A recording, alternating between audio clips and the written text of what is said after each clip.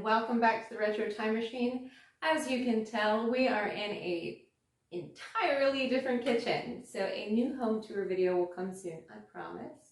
But today we are going to be talking about black-eyed peas. Now, my first question is, do any of you know why we eat black-eyed peas on New Year's Eve for good luck and prosperity?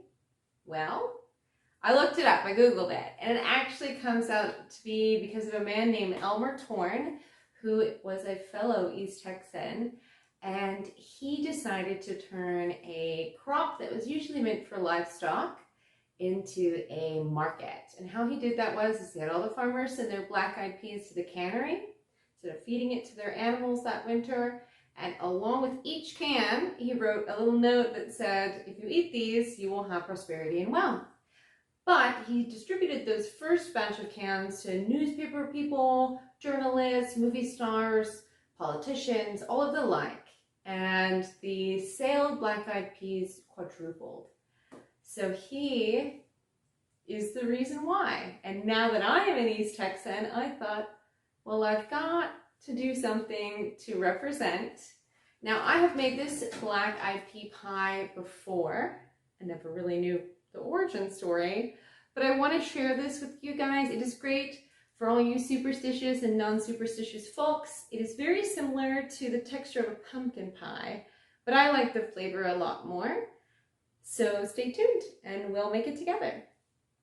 For this recipe, you're going to need some butter, a bag of ginger snaps, evaporated milk, black-eyed peas, I like the ones with jalapeno and bacon for spice, nutmeg, cinnamon, some vanilla, flour, and sugar, and 4 eggs.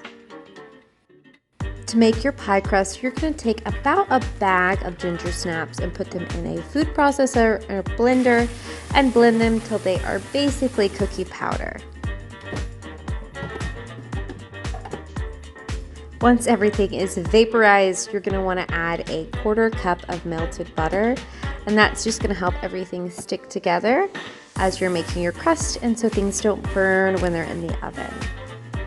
So I personally like making mini pies and a big pie, so this recipe will make 2 pies or a couple of small ones. Look how beautiful these foil cupcake holders are. I got them at Home Goods for $2.99. Always looking for a bargain. I like the metal cups because they seem to hold their shape better and also are better for giving gifts. Look at that beauty.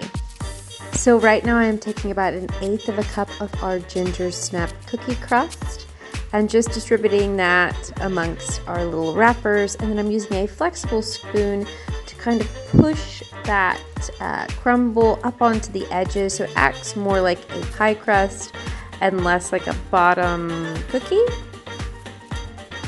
And I'm gonna pop these in the oven at 425 for about 3 minutes, maybe less. You gotta watch your oven. For a big pie, I'm doing the same concept. I'm just filling that up at the bottom. I put in a little extra butter and I'm smushing it up on the top sides to make sure it makes a crust. Our recipe calls for a 1/2 cup of butter, which equals about 4 ounces, so I'm going to measure that out. I like using a Amish butter roll because I love the butter in there. It tastes so much better.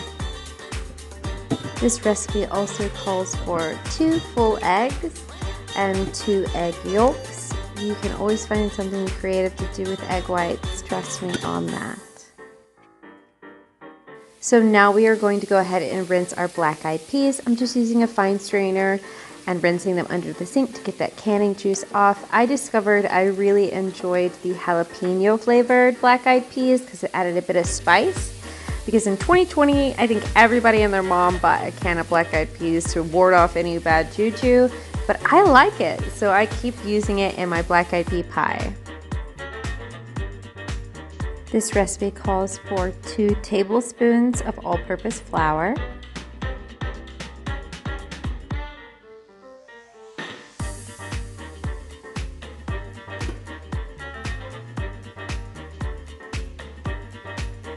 you are going to need 2 cups of sugar, so I am opting to use 1 cup of regular sugar, and I am also going to use 1 cup of brown sugar.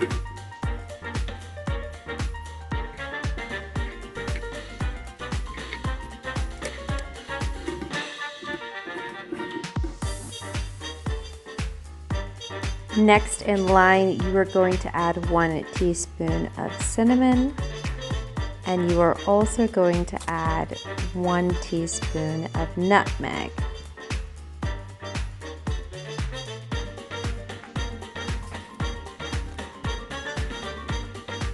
I'm using 1 tablespoon of vanilla extract, but you could use 2. I actually like the beany taste of a bean pie. And then we're gonna add in our 2 eggs and 2 egg yolks and our ½ cup of butter. Last but definitely not least, you're gonna need 1 can of evaporated milk. And this is where I would say that this pie compares very similarly to a pumpkin pie. You are going to blend that all together, pulse blend for about 30 seconds or so till it is a creamy, milky mixture. All that is left is to fill up your beautiful ginger snap pie crusts, and you are going to want to bake these for about 30 minutes at 425. Just check, it'll bubble and then it will stop bubbling and solidify when everything is ready. Look how beautiful these turned out. I suggest serving with a dollop of whipped cream, but that is up to you. This is definitely a dessert that people won't forget, especially when you tell them that it's made out of black-eyed peas.